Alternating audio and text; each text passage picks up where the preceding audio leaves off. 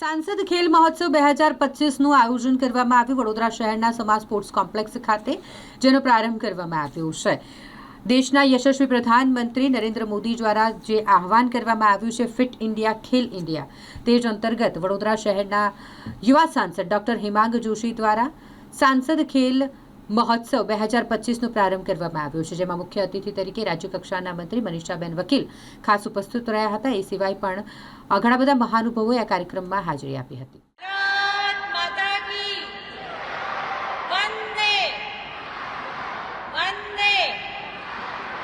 ધન્યવાદ।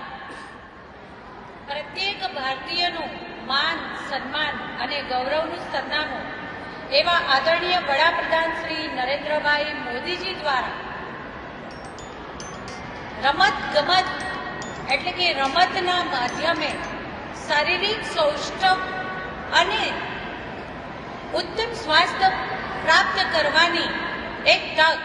આજના જમાનામાં જ્યારે ડિજિટલ યુગમાં બાળકને ક્યારે શાંત રાખવું હોય તો માતા પિતા વાતો કરતા હોય, ઘરમાં કોઈ સગાવાલા આવતા હોય તો બાળકને હાથમાં મોબાઈલ આપી દે છે।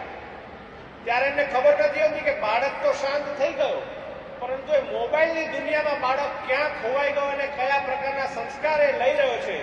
ત્યારે રમત ગમત માટેનો પણ સ્વભાવ બનાવવાનો આપણા માનનીય મોદી સાહેબે જે શરૂઆત કરી હતી, ખેલો ગુજરાતથી આ સિલસિલો શરૂ થયો હતો અને ખેલો ભારત સુધી આ સિલસિલો પહોંચ્યો છે અને હવે તો આંતરરાષ્ટ્રીય સ્તરે પણ આપણા ખેલાડીઓ ડંકો વગાડી રહ્યા છે। આજે सांसद खेल महोत्सवનું ઉદ્ઘાટન આપણા રાજ્ય સરકારના માનનીય મંત્રી શ્રીમતી મનીષાબેન વકીલના કરકમળમાં થયું છે અને માનનીય મેયર શ્રીમતી પિંકીબેન સોનીજી પણ અહીં ઉપસ્થિત છે।